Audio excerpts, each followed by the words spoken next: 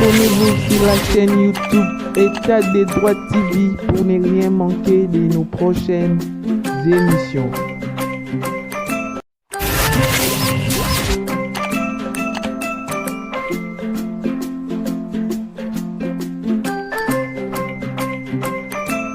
Le peuple d'abord, malgré tout ce que vous faites, mais où est maintenant la part du peuple?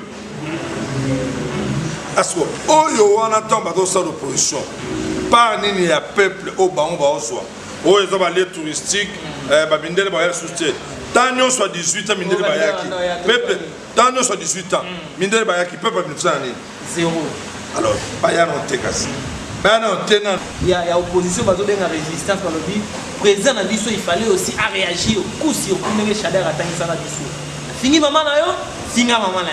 Président le bien monté, on va monter au matin. Non, non, non.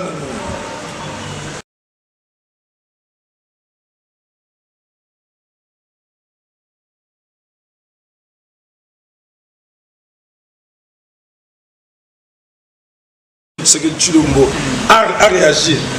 Peut-être le chien aboie, la caravane passe. Non, c'est ce que nous sommes en train de faire. Et ça là 1 mois, et ça là 2 mois, et ça là 10 mois. Le Congo n'est pas le Rwanda. C'est un problème qui ne lui concerne pas. Depuis quand Namboka Oyo, dans le monde, va déclarer que va soldat à Rwanda va Makazi. Depuis quand? D'abord, même dans la forme, attends. Kwetu azana assistance azo assister biso awa za babino de continuité au kaka bambatoye lisusu lelo pour informer bino par rapport à l'actualité politique na mboka ndenge neza kotambola par rapport à makambo nyonso ndenge za kotambola tozana plaisir lelo ya ko recevoir na plateau na biso l'apôtre Gilles Chibangu tobengaka nini pasteur Chibin ya église les rachetés na Bandal Chibangu.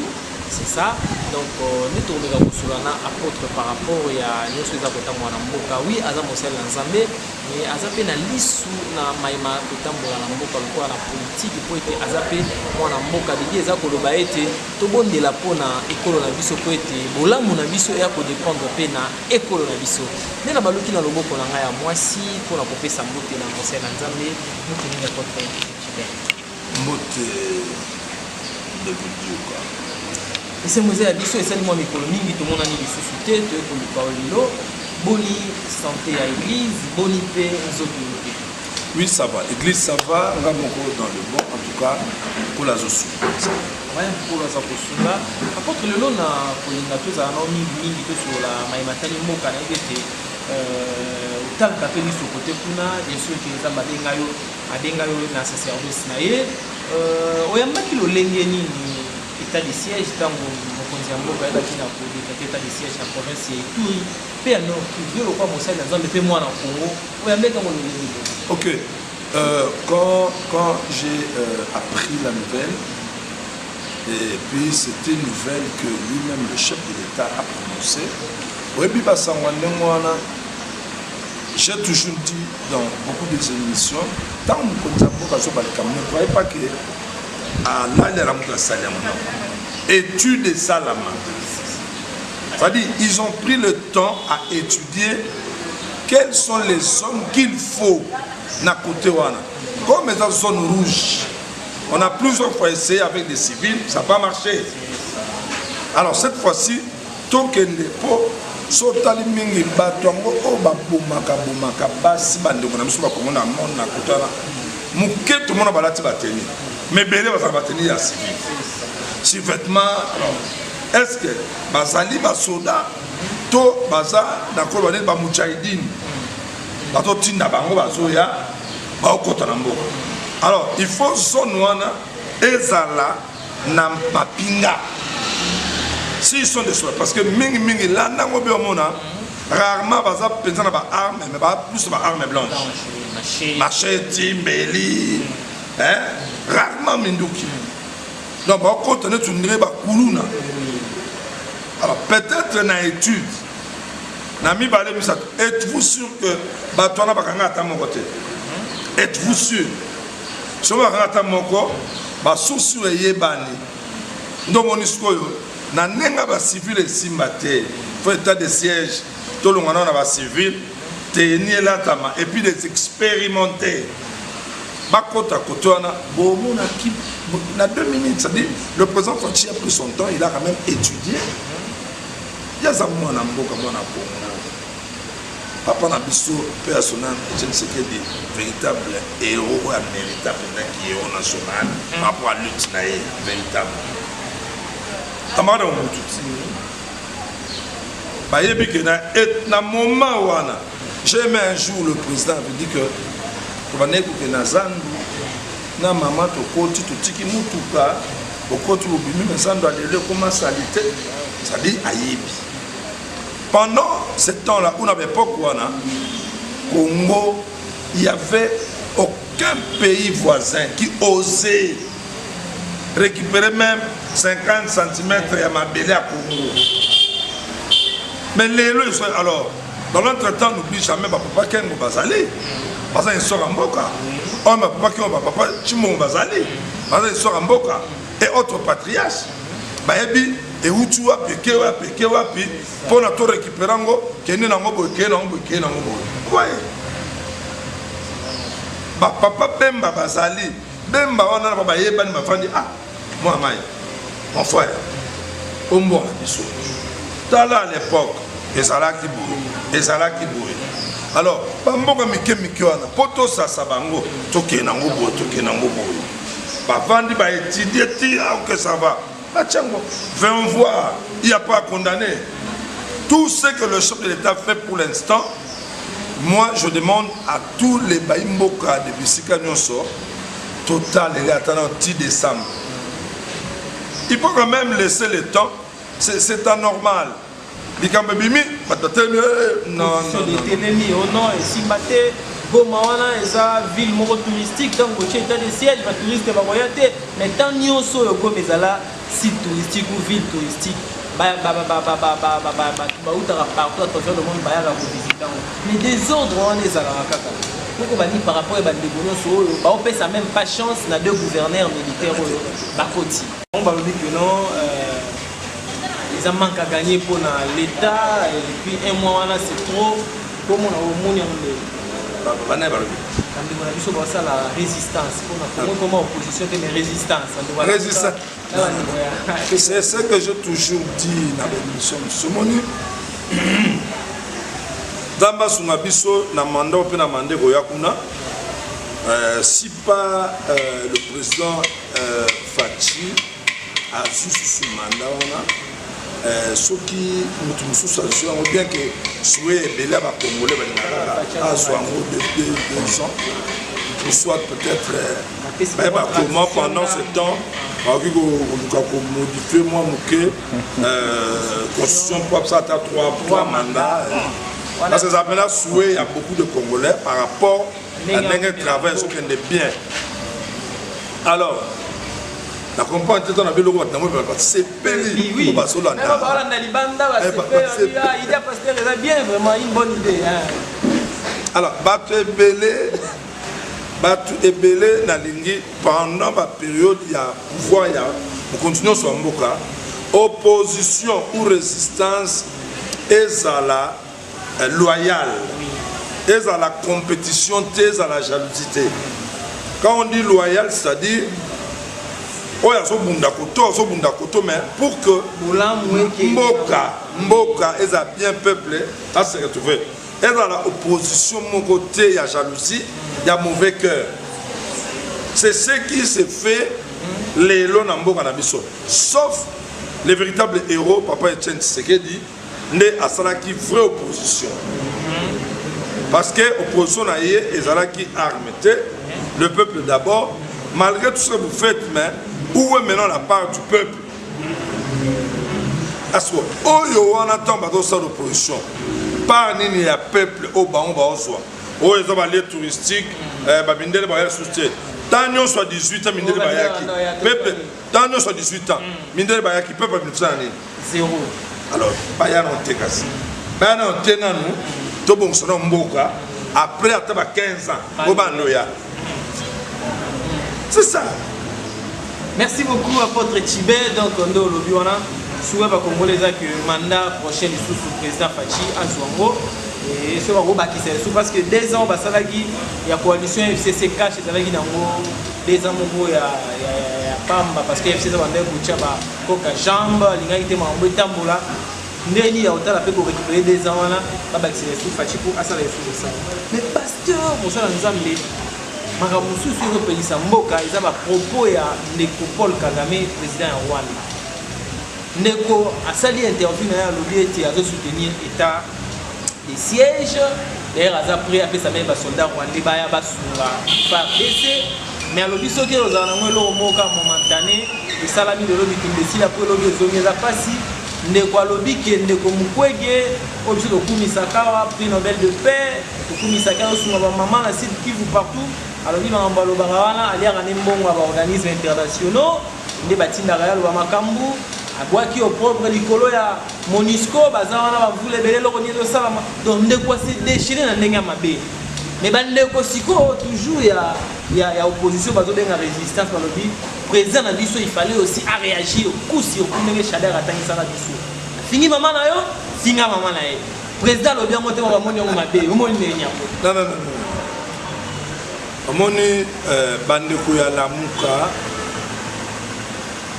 Bon, ce que je dirais d'abord, la majorité, s'ils ont réagi ainsi, c'est-à-dire ce qu'on va salir bongo, tout le bongo, moi je dirais que la Mouka baza ba ignorant. Tout à fait, le président Mouka Tamousi a président sortant monsieur Joseph Kabila. Ba beti biso a na Congo. A ka pembe na sima Congo. Ba beta ba mama ba viola ao. Isu ba kufa même. Eye aloba eloko te nini te tomona mpe marche moko te ate ya Lamuka yango ntango ezalaka na parti ya ye moko kasi ata marche moko mpona ezala te makambo ebele eleka na mboku presidaka so oyo kaka balobi kalobi olala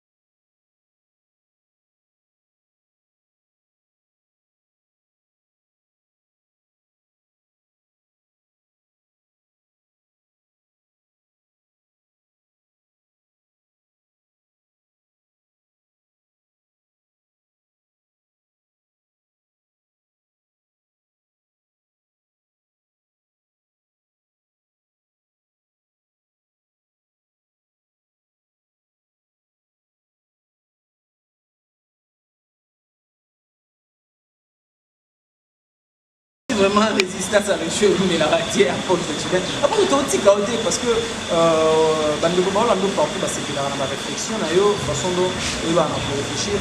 Quand on est comme ça, ça pour le moment, il y a proposition de loi candidat malgré l'élection présidentielle à 2018. À l'Obi Boye. Yambo Mouto possible en 2023 l'élection d'Apoya, il y a le CPL qui nous donne à la Congolais 100% de père et de mère. So maman na azali zimbabwéen, papa na azali israélien, yo moko bimi congolais, oza na ndingi sa postuler. Ok. D'abord avant de répondre, je veux savoir le président Noël Tchadja. D'abord, si le président va suivre cette émission, il connaît qui je suis. Ngai na yamba ki aou. Ngai nous na soutenu qui na élection pour cette élection. Ah oui. Je le connais, il est vraiment intelligent, il réfléchit bien. Par rapport à ce point, je veux savoir d'abord. Ezali proposition na ye. Donc à proposer. Oui. Aligné comme la loi, ok. Pour l'instant, il est qui? Il joue quel rôle? Quel titre dans Mbouka? Simple monsieur, un candidat malheureux. Ok, un candidat malheureux. On dit que les réflexions moko il y a malam. Mais na ebele ya bamboka oyo ya tamboli. Ayebi yango bien. Que mboka oyo mututo mwana botamaka d'office papé sakaye nationalité wana. Tozale à toi, tu vois, il y a d'autres choses. Tango solo bango, surtout na ba niveau na bango et puis na mayele na sensibilité oyo ba imboke belé ba comment on a politique. Quand tu parles, il faut faire trop attention. Politique il y a lelo. C'est-à-dire, les gens qui bayokio, le bazan a poso ya kulanda. Bayokio bazan poso landa. Musu bayokio babi oyoko, tina kulanda ezati yependa awa parce que tu affiches trop tendance au yosana. Mais maintenant, pour lui, nalikamwa lobby. Tozana bana na biso. C'est mes bandits na kisasa. Ake abotami na poto. Moi na koli mama tiki mwana ayefu na kisasa afise mususu ake kuna boti bana na bazo wa nationalité malamoko kuna siko mwana ndenge wana d'origine azali congolais mais nationalité na ye ezali mboko abotami so lokola ba parents basali tout atangi na ba niveau très ya malamu. Ok, mais il y a occupé pour un plus dans Mboka. Soka ye pour ne pas aller à poster par exemple la présidence. Attends la municipalité à reposter. Il y a bien un niveau de municipalité provinciale nationale députation ça va mais la présidence il y a. Pourquoi? Non. Ce qui au monde il faut tout y ba. Tout ça va Mboka miner le col à États-Unis. Obama.